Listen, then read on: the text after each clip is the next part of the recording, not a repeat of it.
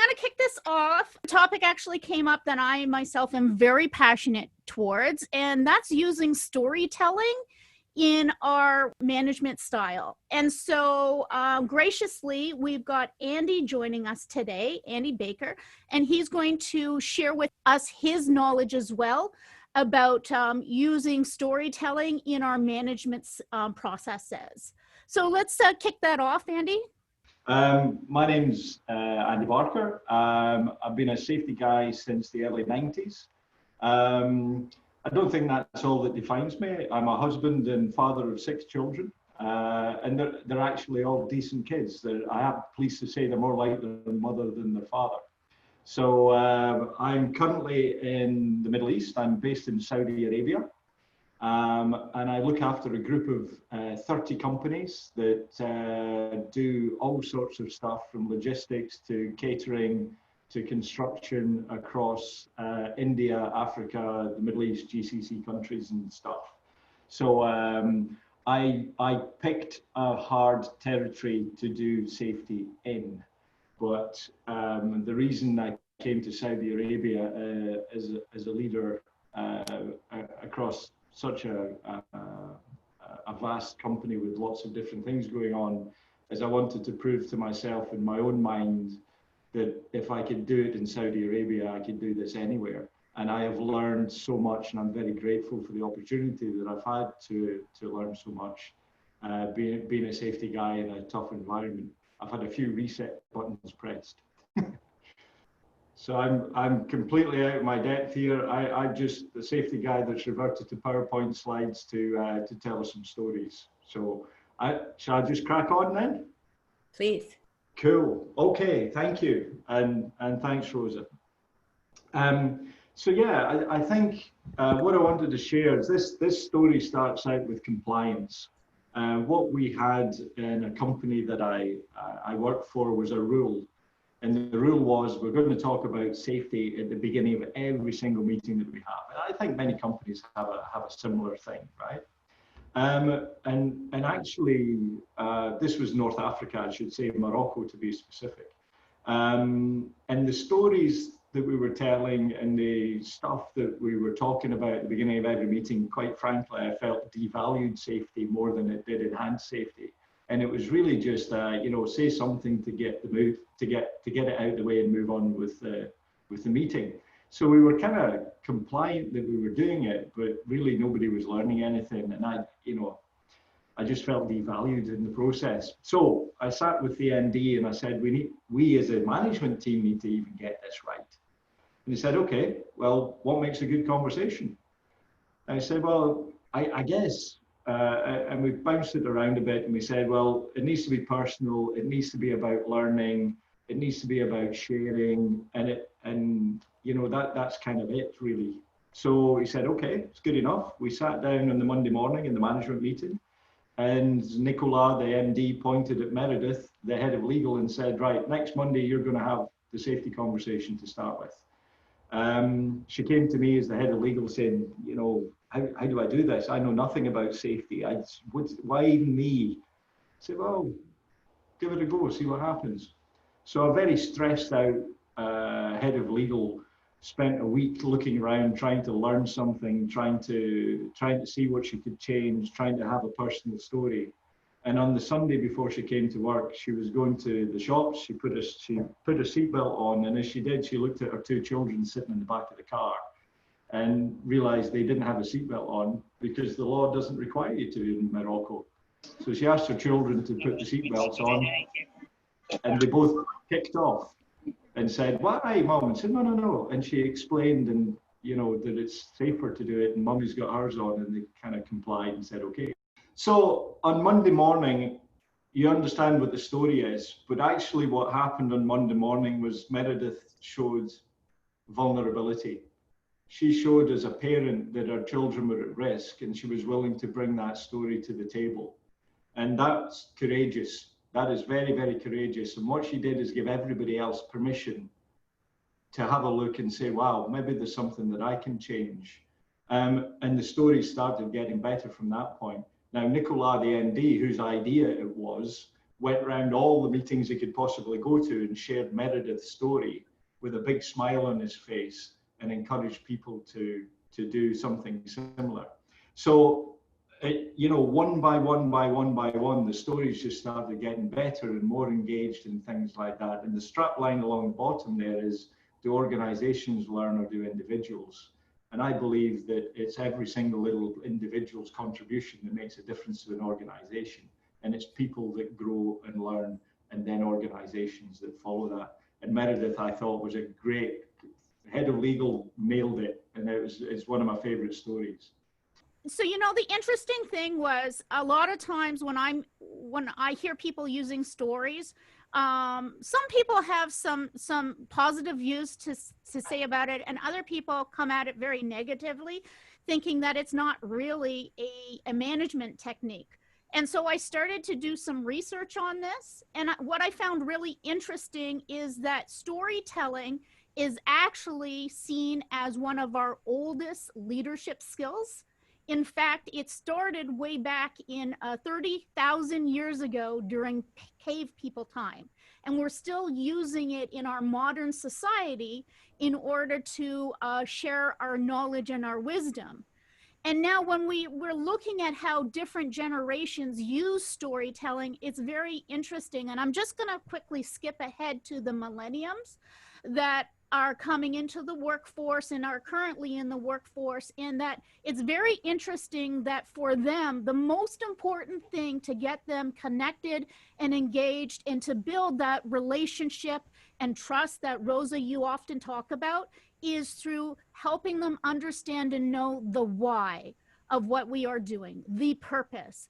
And it's been shown, in fact, that storytelling really helps facilitate this, because it can bring a real sense of power and passion when you're delivering the knowledge in order to get those emotional connections going between people that is so critical for building trust and rapport. So I just wanted to add that in because I thought it was really important in our work. I think it is. And I think one of the things that I've learned as well is that if you look at the brain patterns of somebody telling a story and you look at the brain patterns of somebody listening, you sync up. People sync up. You can anticipate where it's going and you can visualize things. And I think we're all very, very, very visual in how we think. And I'm quite sure when I told that story, people were visualizing Meredith sitting in her car, putting her seatbelt on, and so on and so forth. And that's what makes stories memorable, because you can visualize it for yourself much better than sitting through a PowerPoint slide, says he, going on to the next slide. Yeah. So I think I think that's brilliant, Tamara. And when you understand that, you can actually use stories to change the narrative. Yeah. And if you think about purpose, then you can really, really drive change through stories. Because what you can do is use them to inform people of the kind of behavior that you want in an organization. And that's what this slide is here. So we launched an initiative a year ago that was about asking people, do you have what you need at work? And then listening to what people wanted, and then making sure that we got them that. And we took all of the negativity out of it. We just encouraged people to speak up and solve and support each other and solve problems. And this is a story of Mr. Salim here, who walked past the hole and found out that there's a 3-meter drop there that somebody could fall into, and got some help to cover it up. And the story that we told was about how much we trust this guy to look after himself and others, and how he was very professional to get the help, and you get the expertise to cover up this hole. We never talked about a near miss. There's no negative at all in this word at all, because near miss reporting doesn't work.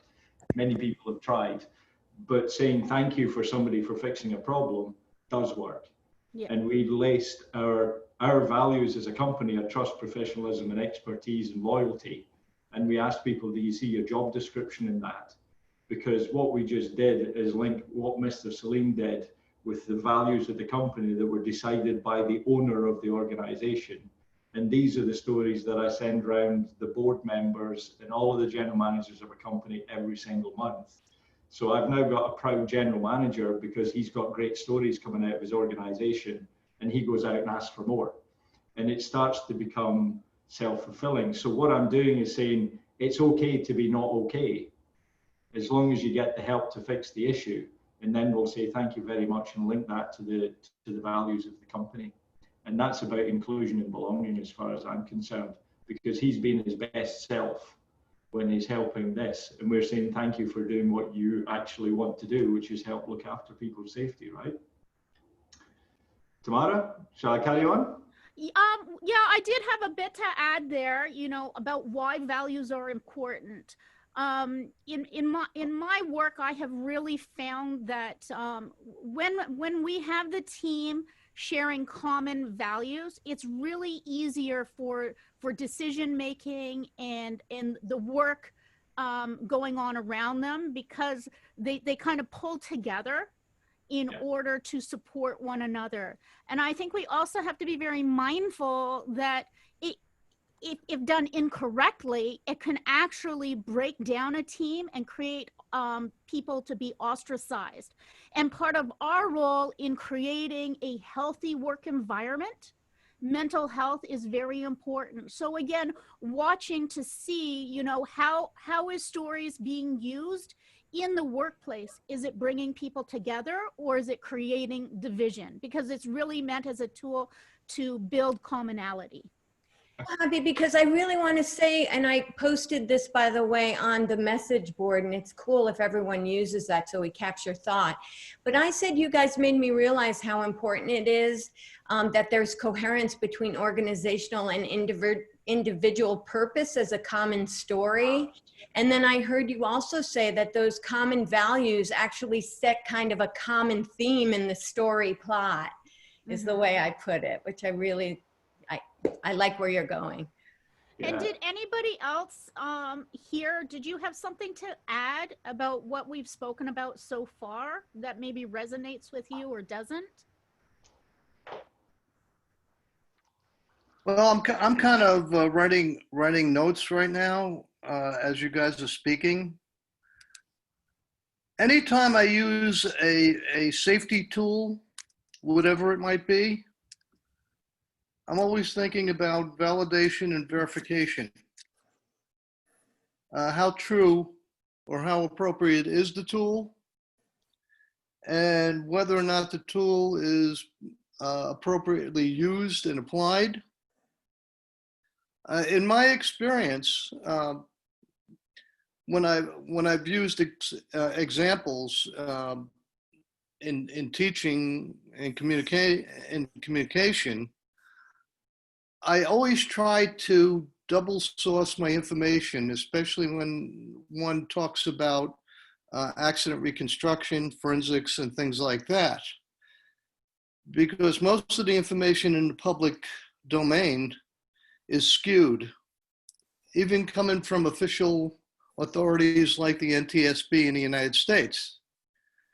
As a quick example, I reviewed maybe 5 years of NTSB data, and I found it to be very skewed, biased, and biased towards pilot error rather than redesign.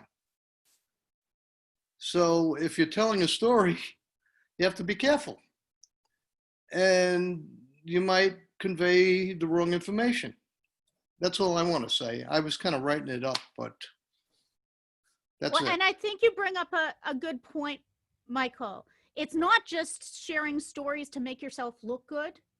It's mindfully being strategic about how you're transferring your wisdom and knowledge using a different tool that has shown that millenniums in particular it really resonates with them.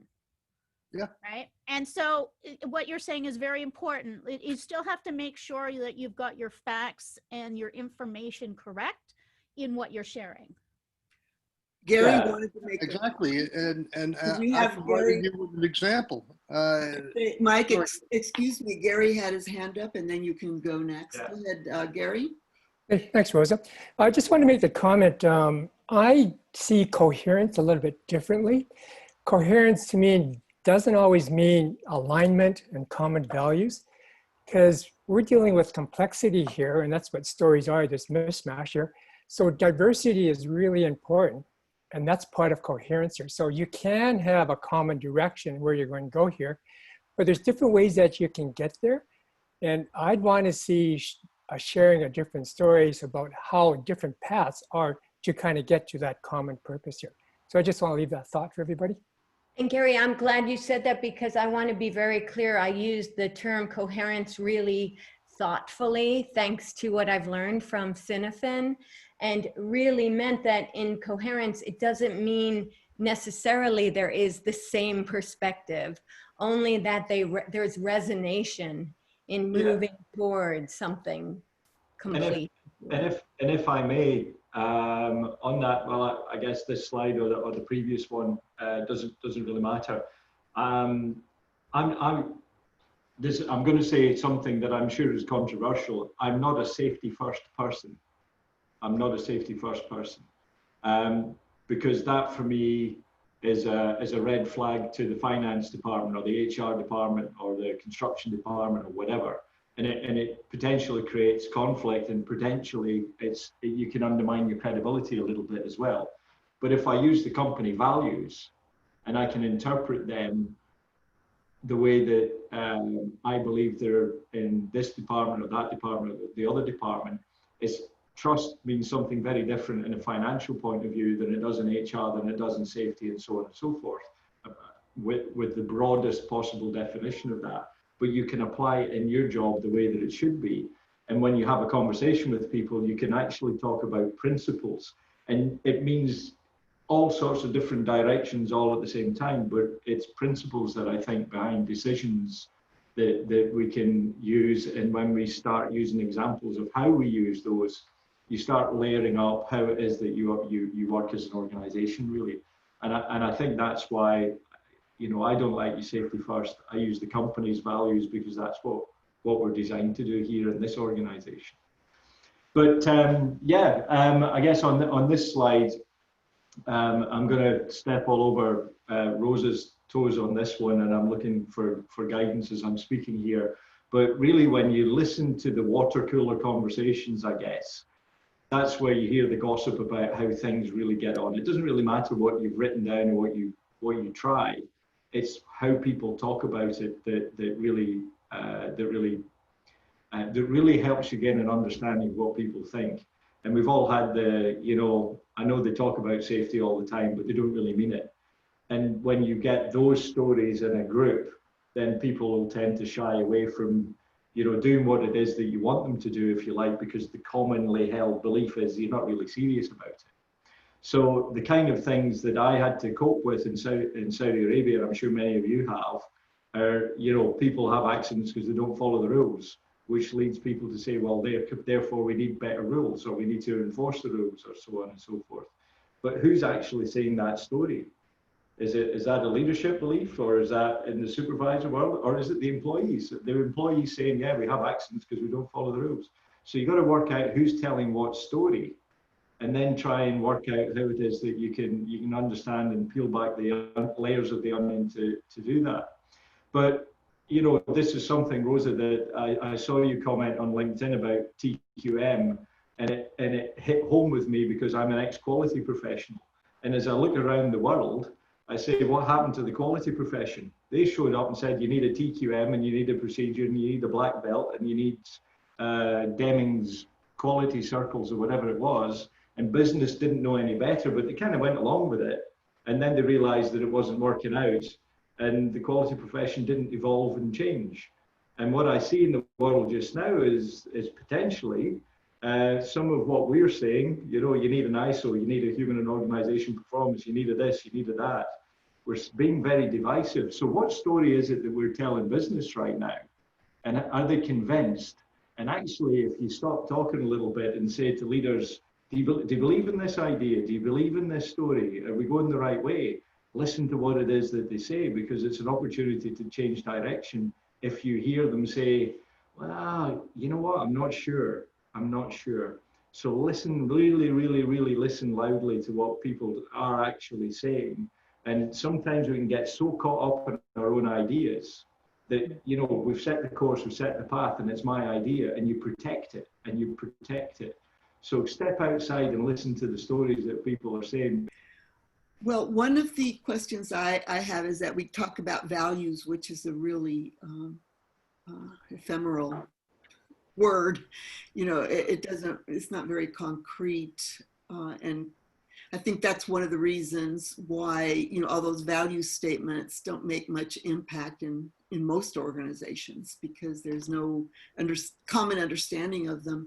So what I'm wondering, what you said, that stories, and I agree that stories are a way to convey very complex information in a way that bypasses a lot of the logical barriers that people have set up. Because if you can go through straight to a memory maybe they had in childhood or whatever, suddenly they go, oh, okay, well, that's what you mean. So I want to know, Tamara, you made that comment that you've used stories for values, or Andy, I don't want to put you on the spot, but what's a specific story and experience you had where the stories helped to solidify an common understanding of a value?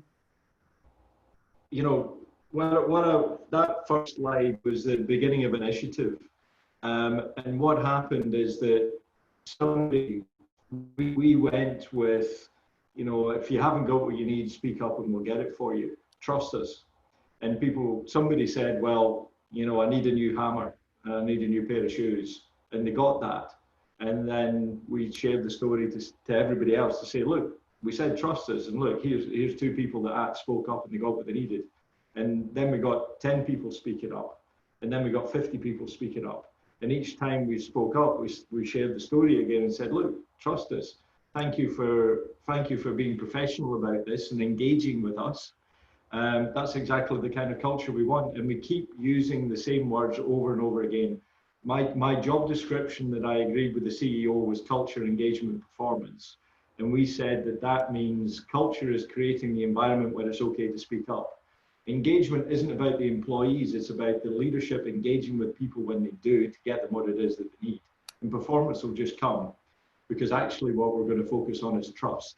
So if somebody speaks up, trust us to respond accordingly. And it's those central themes that we keep our credibility, because we keep up doing what it is that we said that we were going to do. And speaking just goes on and on and on and on. And I sent Rosa an email just before this session, because this is based on, all this storytelling is based out of an initiative that we put in our civils company a year ago. And I just got an email today from the general manager of that company to say that whole year we haven't had a first aid, we haven't had a lost time, we haven't had anything. And the language that project managers and supervisors and engineers are using are completely different from what it was before. And it's repeat words: trust, professionalism, expertise, culture, engagement, performance. Just using those words over and over again, because people now understand we meant it, and they believe in the words, and they're speaking up every day and fixing the issues and solving each other's problems. Did that answer your question, or did I answer the one that I hoped you asked? Tamara, I'm wondering what you would add to that. Well, I see a lot of people also in the chat room talking about principles. Mm-hmm. And so I'm wondering if there's a different thought that people might want to share, if some of those people want to come on mic. Yeah, I don't want to take up too much time, but I try to draw a distinction between principles and values. Principles are what we call these timeless natural laws. They happen whether we know it or not. Physical principles, for example, is like the law of gravity. Values are things that we put a worth on as people. And because of that, we can actually change those values. We can have a leadership team come along and decide next week, we're going to change the list of common values here. Let's add profit, for example. Let's dismiss this one here. And you can do that with values here. It does cause a lot of confusion for the employees though down below here. So I've always kind of said, let's focus on principle, because those are the things that don't change. Like, this is interesting. Mike Olico had just written that, you know, one of the examples he gave, that it really came down to, and now it moved, integrity. And integrity, I think, is a very good example of something that's an immutable, close to a principle. It's kind of a, would you call it a human expectation, or an expectation, or a way we behave that goes through time? It's not linked to any current, you know, story that we're telling, or generation we're living through. It's something that is just always true. Integrity is necessary. Would we call that a principle? Yeah. As well as engineering integrity. And, Yep. and I was just trying to convey an example of, we are telling a story for maybe, what, 130 years, and the story is wrong. You know, considering what Gary's saying, we didn't understand the common problem, as you could read. It was more of a systemic risk, and we really didn't understand the ramifications of the story. But yet, you know, safety presenters have been using the example, and the captain was wrong, and the captain was wrong, and the captain was wrong. Well, no, based on the information he had, he was not wrong.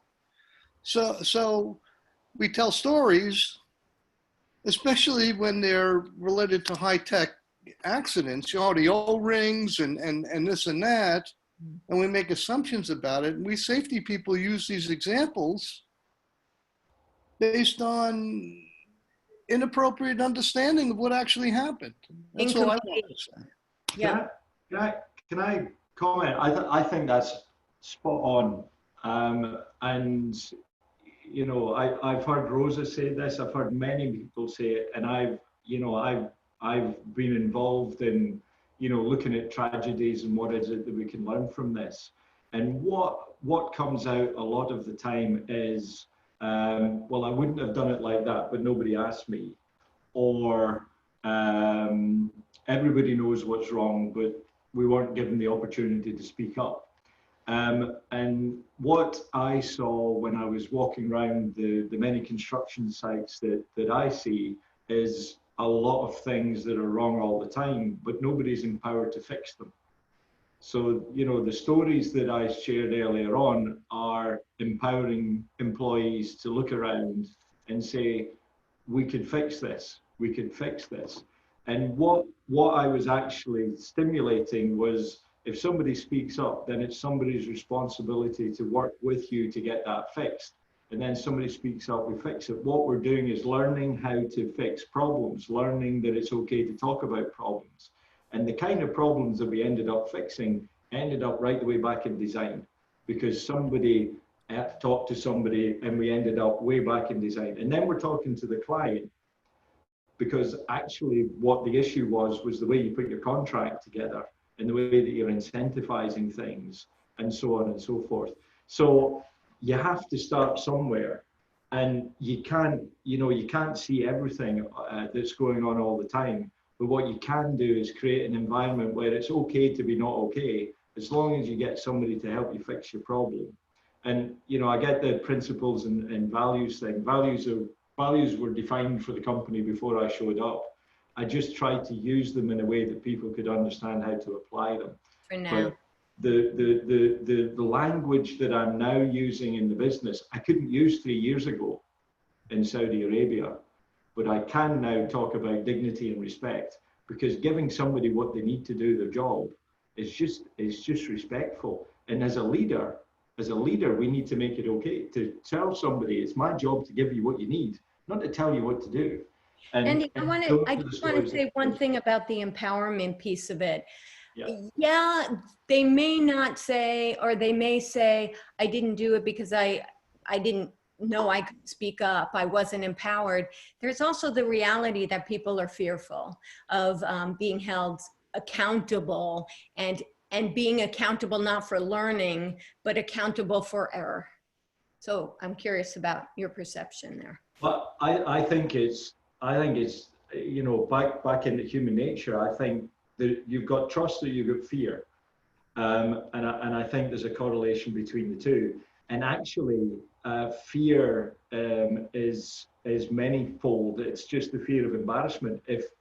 So I equated it in here to the top-down hierarchical kind of nature of the country, to be honest, where somebody up here tells you what to do. If somebody tells you what to do, then it's just assumed that you've got everything that you need and you're not allowed to ask. And you're fearful of being embarrassed because actually, if this is what I've got to do, then clearly that person knows that this I can do the job with what I've got.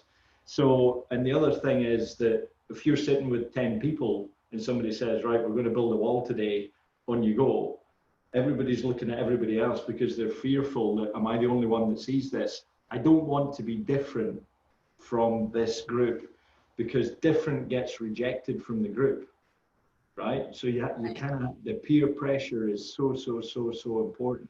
Can I share a little story? Seems appropriate. There's a lovely little experiment that I read about that I use a lot, and it helped me a lot to understand that behavior is situational. There's 8 people in a room standing around a desk, and on the desk are 10 strips of plastic. 8 of them are of equal length, 2 are different lengths. And a 9th person is brought into the room, and when the 9th person is brought in, they just assume that everybody was brought in one at a time, the same as everybody else. And then a 10th person is brought into the room, and they all stand around the table. The 8 people are part of the experiment. The 2 people brought in are the experiment. And person number 1 is asked, what do you see? And that person says, I see 10 pieces of plastic of equal length. Person number 2, what do you see? I see 10 pieces of plastic of equal length. Person 3, 4, 5, 6, 7, 8, 9. 6, 7, 8. What do you see? 10 pieces of plastic of equal length. In the experiment, when the 9th person is asked, who is the experiment, what do you see? Up to 90% of the time, they said, I see 10 pieces of plastic of equal length, because they didn't want to embarrass everybody else. The 10th person has got no choice. I am not going to be the one that says, right? Because of that, it's not only fear for you, it's the fear of embarrassing everybody else and calling them out to be a liar. Right. Right. So it's all about relationships. It's absolutely, and relationships are the key to everything. You can achieve nothing by yourself. And I think somebody named Rose that says that a lot. I think she might. I think she might have mentioned it once or twice. Actually, those experiments were conducted decades ago. Yeah, and what did we learn? Yeah. I don't know let me dig a little bit deeper, because I think Mike's point and Gary also, that we tell stories and then they become the reality. That's the reality. And so if you are, okay, human accidents are 99% the result of human error. I myself was saying that to clients, because that made sense. Yeah, people are always involved, right? So they make sense to us, and therefore we adopt them as reality. So how do we account for that? But in our daily interactions, I think we're talking about something a little bit different, which is that, when you're asking people for stories, and then Andy, the part that you also told me is that you're asking them to share their stories with others. It's more of a organic developing thing, as opposed to this is the fact or this is the way we do things. Because let's say that I share a story with you about, hey, I had a really difficult time facilitating this group, and I did it, and this is what I did, and you should try it too. You could go out and try it and come back and tell me, boy, that bombed. That didn't work at all, And so it keeps developing. So I don't know what anybody else thinks about that, but it seems like we're talking about maybe 2 different phenomenons here. You're the storyteller, Gary. We might have lost No, I'm here. I'm Oh, here. you I'm are. just curious. I want to hear what other people think about stories. Okay. I'm at the point now, as you probably know, Rosa, and Tamara, and Lisa, that I think everybody gets the power of storytelling. Mm-hmm. Question is, so what do we do with it? What can we do? And the concern I've got is that as listeners, we hear a story and the first thing we say is, oh, I know exactly what that person is thinking about. And how wrong can we be? Because we've got our misinterpretations, we've got all of our biases going on here. So as you know, what we've been trying to do is how can we get the authentic voice and get the interpretation of the storyteller documented? Because these stories form patterns. And going back to, Andy, your first slide, do organizations learn? My answer is they do, but what they need to see is the patterns that all these stories are kind of forming together. The individual stories are great, but I kind of look upon them as very granular. We got to go a little higher, because one reason why we want to go higher and look at the system is that we can get away from blame. And because you get away from blame, that creates psychological safety here. Let's look at the system and what the stories are telling us about the system here. And what we try to look at is, what are the constraints of the systems that are causing people to behave this way? And by constraints, I'm talking about safety policy, standards, rules. What are these things that are getting in the way to preventing people from doing what they think should be safe? So you're saying it's an aggregation of individual stories that unfold the story, an organizational story that we can then impact through policy, procedures, metrics. Yeah, so, and I'll go back to Andy's great example of his story. So if I was the supervisor in Nadir, I'd go like, where else is this happening in the organization of 300,000 people or so here? Are there other stories that this is taking place? And if you find out like this is happening all over the organization, Andy, next question to me is, what's causing this? Is there some standard that's causing all this stuff to happen here? Right? Mm-hmm. So instead of kind of working on the squeaky wheel gets the grease, can we go a little bit higher here and kind of look at what are those constraints that are causing people to behave this way? See, I'm going to terrify safety professionals now because I came to Saudi Arabia and I wrote one procedure, and the procedure was how to hire a safety guy, because I write the procedures to run my own department, and I make it the engineer's responsibility to run his department, and so on and so forth. So I watched the safety department become a part of the problem with writing a whole load of stuff that people don't frankly read. But let me give an example in this. I truly believe that you can change the world through words.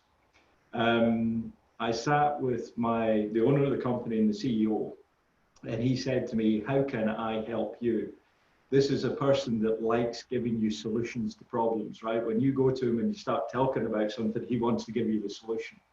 I said, please don't try and give people the solutions, but instead ask people when they come to the boardroom and we do all of the reviews that go on in the company, ask the leader of the business, tell me about a problem that you helped somebody fix.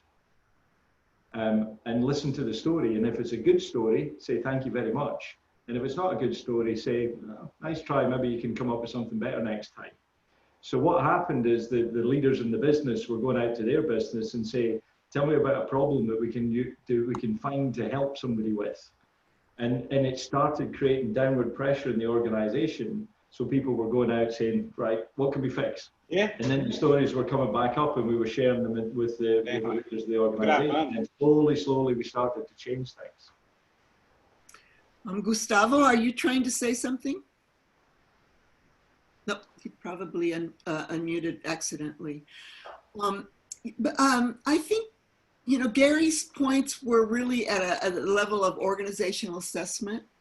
And I'm talking more about how conversations create organizations. I'm sure you've all been familiar with that concept, that what we talk about and how we talk about it and how we talk about it with each other creates the experience. So I've been in facilities where people are very antagonistic and angry, and they create an atmosphere where people are really afraid and ready to break windshields and all of that. And I've been in other organizations completely the opposite, completely different. And those organizations talk to each other differently and tell different stories. So what I was wondering, and I'd like to ask somebody in the group, you know, do you have an example of how a story began to change the your safety organization, not your safety organization, but people's concept of safety? Andy, you started with one today. Well, I was actually going to chime in because I know Rosa knows that I have a story. So, yeah, I do, because I shared this one with Andy too, is that I had a real struggle with people using proper ladders for when they were doing work. They had found for years that if they were getting a box with light stuff in it, they could take a broom handle to knock it down. And even though I put the correct ladder right there beside the benzol, so all they literally had to do was move it just the 2 feet over to where they wanted it, for some reason they would continue to use the broom handle method, until one day an individual did have an accident where the box fell and tore her ligaments in her back. And it was very interesting because when she first came back to work, because it's an injury that you can't see with the naked eye, even her co-workers were ostracizing her and treating as if she didn't really have an accident, that it was all made up, that she's okay now. And I found out that they were starting to bully her in different little ways. And so one day I went up to the lunchroom and I started having a conversation with these other individuals of her department, just talking about my own life with my own son and how much I enjoyed playing with my son, picking him up, and they were all parents as well. And so they also shared about how much they enjoyed doing that with their own.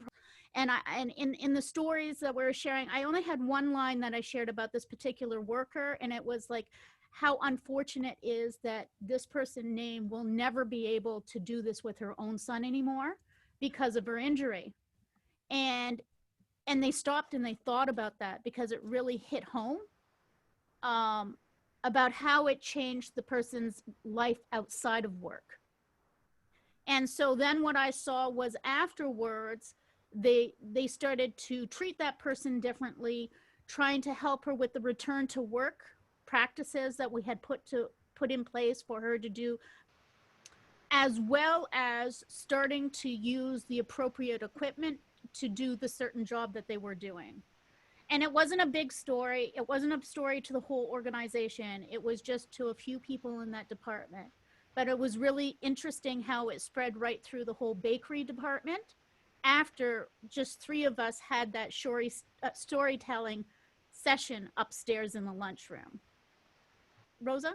Well, that's a great example of, you know, in real time, people interacting and having the conversation, and the power of story that people can identify with. Yeah. And break down that barrier of you. There's them, and then there's us, right? The them-us barrier. Yeah. I funnily enough, got a story. I joined a new business for me. It was an infrastructure business, bunch of engineering consultants working in road, rail, highways, environment, and so on. About 3,500 people. And we had a brand new group vice president, and I was the brand new head of safety. We didn't know each other. And there was bad feeling in the organization towards the safety organization, because we showed up, did audits, told people what they got wrong, and when there was an accident, there was blame. And the safety department is very, very, very, very powerful in this company. But but it wasn't nice. So I joined, and I'm not that kind of person. I believe in relationships and working together and teamwork. So I wrote a plan that was entitled Changing the Relationship of Safety to the Business and the Business to Safety, because we all had to do a little bit of change. And I think people could understand what that strap line meant. And there was lots of things underneath it. But I sat with the group vice president. He said, Andy, there's a trend. He said, 4 years ago, we had 5 accidents. 3 years ago, we had 6. 2 years ago, we had 7. This year, we had 8. That's a trend. What are we going to do about it? So there's 3,500 people. I'm a safety guy, trend guy. And I'm like, well, John pulled his muscle gun. He got stuck in the mud in highways. And Brenda fell over in the office and cut her hand in a cup. And a wall panel fell off and hit somebody in the back of the head. Mike put a sample bottle in his pocket and he got an acid burn. I can remember all the accidents very, very well. But they're all different departments and all different geographies. There's no pattern. He said, no. Each year there's more than the last. That by definition is a trend. I said, well, you need to come all the way up to you got to look where the pattern is to come to the commonality. I said, the only place it comes to the top is in this office, Bob, with you and me. And he said, all right, so it's my fault. Well, that isn't kind of what I meant. He said, okay, go away. You're no use to me. Go away and have another think. So, and there was lots of things going on in the business to change things. But when we came back, the idea of this leader in the business was to stand the whole company down and have a safety conversation with them. So the head of communications and I sat down and worked out how it was going to work. And I have to say, Louise did all of the work predominantly. But on the Monday morning at 9 o'clock, 3,500 people stopped and they watched a video of the group vice president saying, guys, we had 4 accidents, we had 5, then we had 6, then we had 7, then this year we had 8. That's a trend, and I don't know how to fix it, but I'm very, very worried that somebody's going to get hurt, and I need your help. There was more words, but what actually he did was come across as being vulnerable and not having the answer, and he's the most powerful person in the company, right? And people thought, you know what, I believe you, and I think you're credible, and I know what I can do in my own job to fulfill what it is that you're asking me to do. Because everybody had heard drive less because we're having road accidents, do a better risk assessment because we're not very good at that, do a safe plan of action before you do this. And they'd heard all of the stuff we were trying to achieve, but they were kind of a bit cheesed off that nobody really, it wasn't a good relationship to safety. But when that leader spoke and said those words, everybody chose to make better decisions. And we didn't, I was there for another 2 years before I left. I left that organization 2011 to go to North Africa. We didn't have another accident. So the power of those words and the power of being a credible leader, not asking you to do something in particular, but just asking for your help and coming across very credibly, I believe changed the course of that company. And it changed the course of that leader as well, in terms of his engagement and thoughts about what safety leadership was actually about. Andy, it's really interesting to juxtapose what I hear from Rosa asking and what I read into your story. And maybe it's just the lens I'm coming through. On one hand, I hear Rosa saying, look at the individual employee and how they can drive the change in the story. And then I hear you saying that it's the answer from the top that matters. I'm exaggerating for effect here. It has to be both, right? Because we know that these things are circular, and if anyone is doubting that the leaders in organizations aren't the only ones setting the story, look at the millennials who are coming in and saying, and no, I don't play by those rules, and I won't work for you if the story doesn't change. So am I hearing correctly that you're kind of representing two sides of the house here? No, what I heard from Rosa, and I believe the question was, what story changed the course of a whole company? And that was for sure that leadership conversation in that example. I can share lots of examples of bottom up. And really what I said my job is, I've been given a responsible and powerful position in the company, but it's my responsibility to use that power to listen to the people with no voice, because those are the individuals that aren't given the opportunity to speak up. So the majority of stories that I've shared in Saudi Arabia are, I just need a hammer. I just need better ventilation. I just need this gap in the scaffold being closed. And when I've shared those stories, what happens is that supervisors and engineers understand what the responsibilities are a little bit more. And to be honest, all of those small changes move the whole company a little bit at a time, a little bit at a time, a little bit at a time. Leaders gave you permission because you want to please the boss, and we can't ever avoid that. But it's the hundreds and hundreds of little stories every day when people have said, no, really, speak up, you'll get it fixed. Those are the things that have really changed the organization. And as I say, today we've worked a full year and 2 million hours without even a first aid. And that's because of those stories. Thanks for clarifying. Yeah. I see that we're at 9:01 for those of you. Oh my gosh. You want to make any closing statements?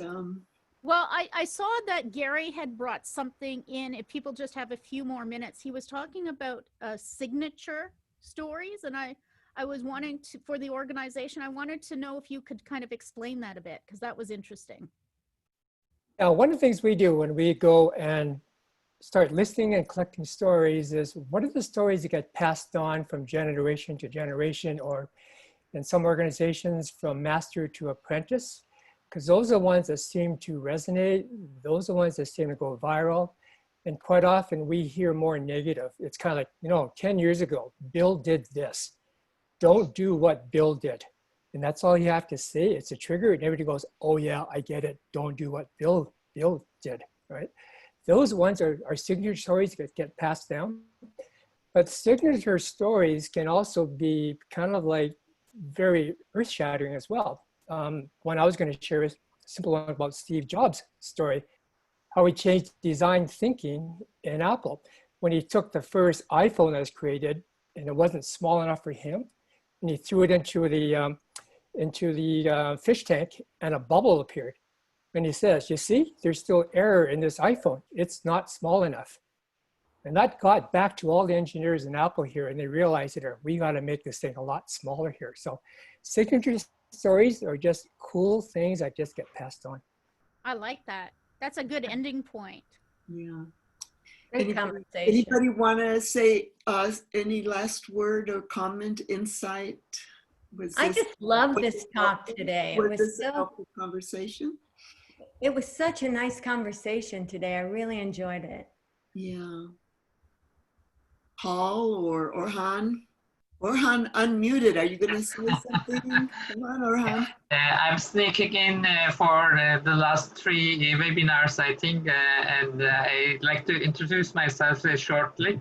I'm coming from Istanbul, Turkey, so close to Saudi Arabia.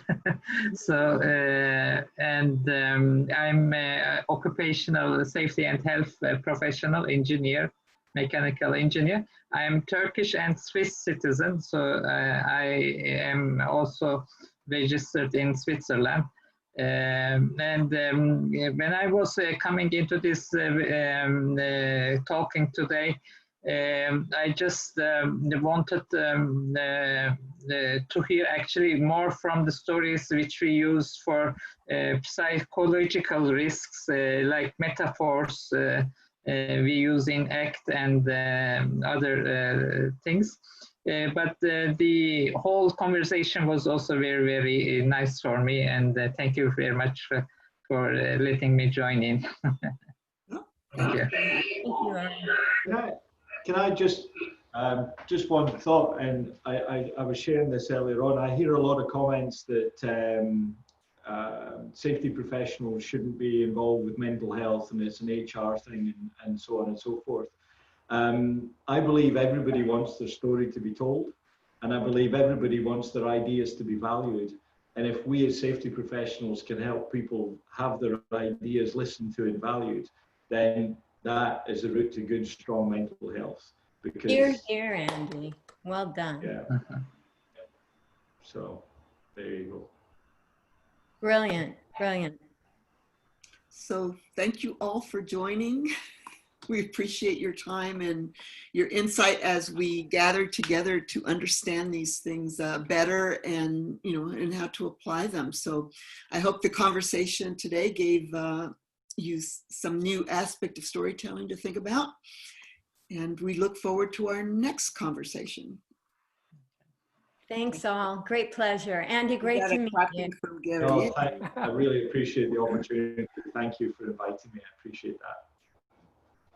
Hope I met Thank your you, Andy. expectations. Great. You did. You did. Okay, then. We'll see you next time. Bye-bye. Thank you, everybody. Thank you, Andy, very much. Bye-bye. Bye, everyone. Bye all. Thanks for joining.